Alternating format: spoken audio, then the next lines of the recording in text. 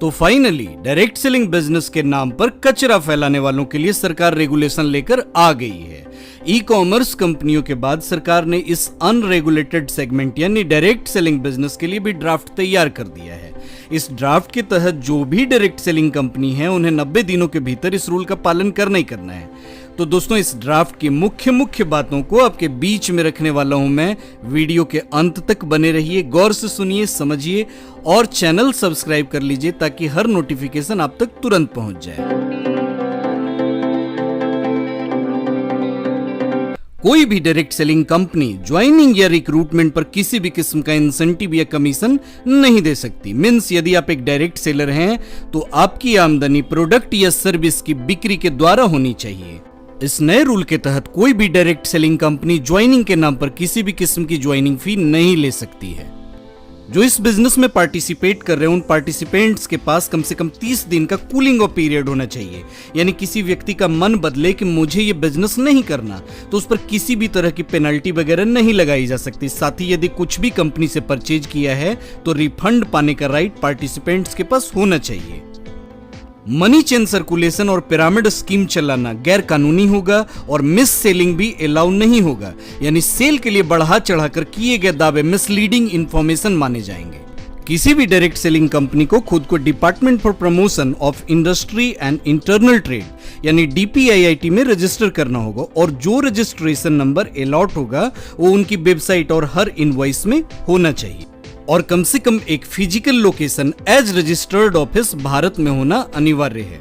जो भी direct selling company होंगी उन्हें chief compliance officer, grievance redressal officer और नोडल कॉन्टैक्ट पर्सन बहाल करना होगा। कंपनी के लिए यह आवश्यक होगा कि एक प्रॉपर अपडेटेड वेबसाइट रखी जाए जिसमें company management, products, product information, price और ग्रीवांस रिड्रेसल मैकेनिज्म की अपडेटेड जानकारी हो। किसी भी डायरेक्ट सेलर की KYC के बाद उन्हें proper documents and identity card provide करना आवश्यक होगा। प्रोडक्ट की खरीदारी के वक्त किसी भी कंपनी के लिए यह आवश्यक होगा कि वो अपने सेलर को इन बातों को जरूर बताए।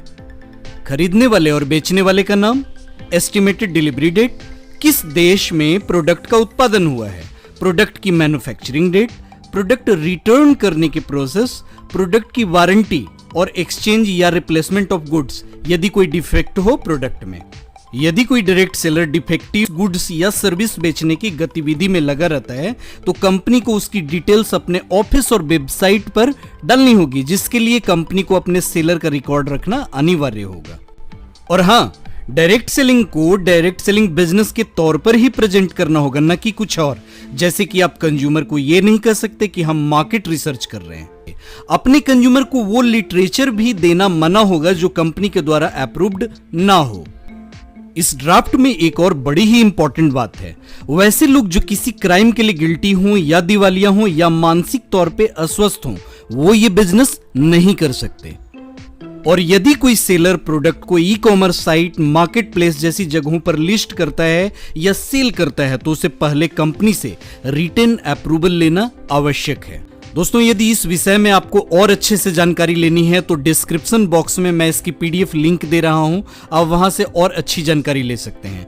आज की वीडियो में इतना ही, मिलता हूं आपसे अगली वीडियो में। धन्यवाद।